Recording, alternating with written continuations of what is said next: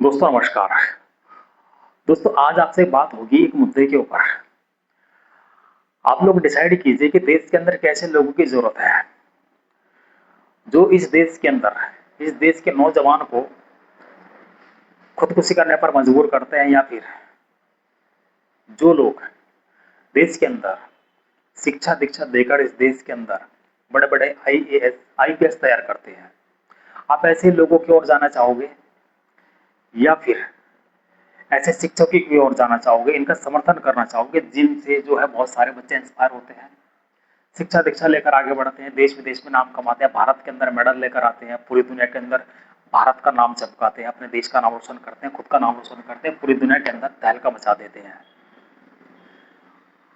बात हो रही है खान सर को लेकर। खान सर को लेकर जो टिप्पणी की गई, या फिर अन्य टीचरों को लेकर जो टिप्पणी की गई, क्योंकि खान सर भी और डॉक्टर दिव्यकृति सर, अवध ओझा सर, ऐसे बहुत सारे अनगिनत चेहरे हैं जो सोशल मीडिया पर बच्चों को तैयारी करवाते हैं, वनडे एग्जाम की तैयारी करते हैं, कोई बैंकिंग की तैयारी करता है, कुछ कलेक्टर की तैयारी करते हैं, कुछ एसडीएम की तैयारी करते हैं, कुछ आईएएस की, कुछ आईपीएस की। लेकिन कुछ लोगों को जो है दर्द हो जाता है कि ये इनको तैयार क्यों कर रहे हैं, इनको पढ़ा लिखा क्यों रहे हैं। आपसे पूछना चाहूंगा दोस्तों, आप भी स्कूल में जाते होंगे, आपने भी पढ़ाई लिखाई की है। अब आप ही डिसाइड कीजिए कि आप पढ़ लिख कर क्या बनना चाहोगे। ऐसा एंकर बनना चाहोगे जो है शिक्षकों को 2 कोड़ी का टीचर कह दे, या फिर खान सर जैसे लोगों की ओर जाना चाहोगे जो देश के अंदर बड़े बड़े अध्यापक, टीचर, प्रोफेसर, इंजीनियर, वकील, एडवोकेट पैदा कर देते हैं, जो उनसे शिक्षा लेकर, उनसे कोचिंग लेकर बड़े बड़े ओहदों पर बैठते हैं, देश की कमान संभालते हैं, बड़े बड़े जो है ओहदों पर बैठकर वो देश का भविष्य भी बनाते हैं और खुद का भी भविष्य बनाते हैं। आप लोग किस ओर जाना चाहोगे?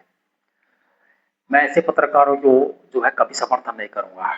मैं समर्थन करूंगा खान सर जैसे लोग, डॉक्टर दिव्यकृति जैसे सर, और अवध ओझा सर, और ऐसे और बहुत सारे चेहरे हैं, बहुत सारे टीचर्स हैं जिन्होंने बच्चों का भविष्य बदला है, बच्चों की तकदीर बदली है। लेकिन ऐसे लोगों को आप क्या कहना चाहोगे जो देश के अंदर भविष्य को जो है एक तरफ, एक और लेकर दूसरी ओर लेकर जाना चाहते हैं, जो सिर्फ बच्चों को चाहते हैं कि ये पढ़े लिखे ना, और ये सिर्फ हिंदू मुस्लिम मंदिर मस्जिद इस तरह की राजनीति में पड़े रहे, और उन नेताओं के तलवे चाटने का काम करे जिनके तलवे ऐसे लोग चाटते हैं, क्योंकि इनको सिर्फ अपनी जेब से मतलब है।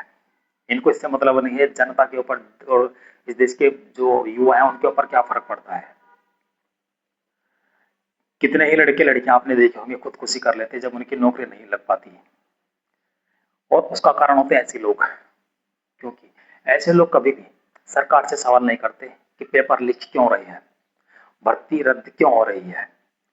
बच्चे साल साल भर मेहनत करते हैं, तैयारी करते हैं, लेकिन जैसे पेपर देने के लिए पहुंचते हैं वो पेपर लीक हो जाता है, या फिर वो भर्ती रद्द कर दी जाती है। कारण कारण ये है कि ऐसे लोग इसके ऊपर सवाल नहीं उठाते। ऐसे लोग अगर सवाल उठाना शुरू कर दें तो ये सरकार ऑटोमेटिक सिस्टम में आ जाएगी और सिस्टमेटिक काम करेगी, कोई पेपर लीक नहीं होगा।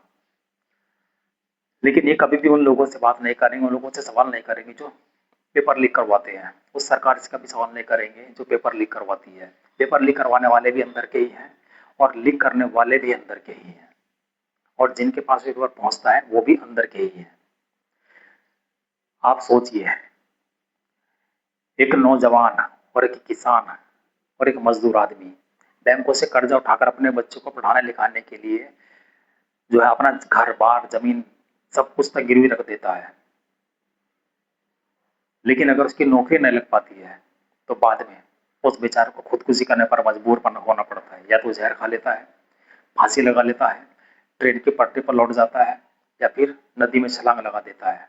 ऐसे बहुत सारे किस्से सामने आई हैं, लेकिन इनके ऊपर ऐसे लोग कभी भी जो है आवाज नहीं उठाते कि ऐसा क्यों हुआ।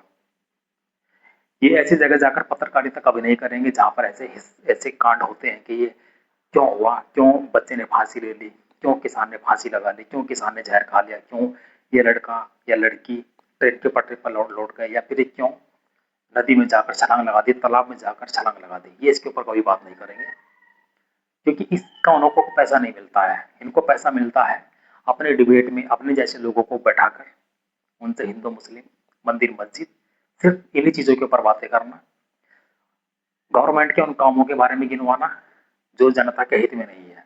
ये कभी महंगाई के ऊपर, शिक्षा के ऊपर, बेरोजगारी के ऊपर कभी बात नहीं करते। इनको चाहिए बस ऐसे मुद्दे जिनसे इनको इनकम प्राप्त हो। खान सर जैसे लोग, बहुत सारे ऐसे टीचर्स भी हैं जो बच्चों का भविष्य बनाने के लिए लगे हुए हैं, लेकिन ऐसे लोगों को वो पसंद नहीं है।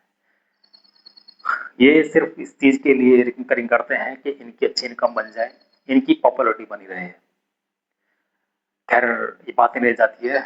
आप इस बारे में क्या राय रखते हैं? खान सर जैसे लोग इस देश के अंदर होने चाहिए, या फिर ऐसे पत्रकार इस देश के अंदर होने चाहिए जो इस देश के शिक्षकों को, इस देश के बच्चों का भविष्य बर्बाद करने का जो है एक कारण बता देते हैं कि बच्चों का भविष्य बर्बाद कर रहे हैं?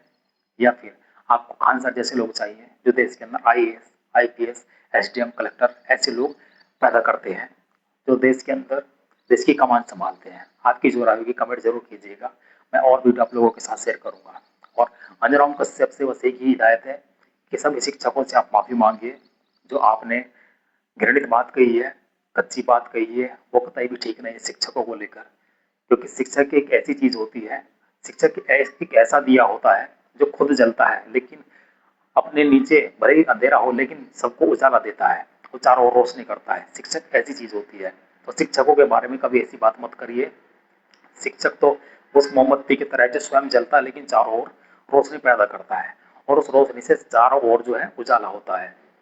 और वो उजाला हम जैसे, आप जैसे लोग होते हैं जो शिक्षक से शिक्षा लेकर इस देश के अंदर बड़े बड़े हिस्सों में जाते हैं। हम बड़े बड़े दफ्तरों में जाकर नौकरी करते हैं, पुलिस विभाग में जाते हैं, आर्मी में जाते हैं, किसी भी डिपार्टमेंट में जाते हैं, तो सिर्फ एक शिक्षा की बदौलत है। तो शिक्षकों को बदनाम करने की कोशिश मत कीजिए। एक शिक्षक ऐसी चीज होती है जो हमारे जीवन के साथ हमेशा जुड़ा रहता है। ठीक है, इस वीडियो में ही तक। आपकी जो राय होगी कमेंट जरूर कीजिएगा।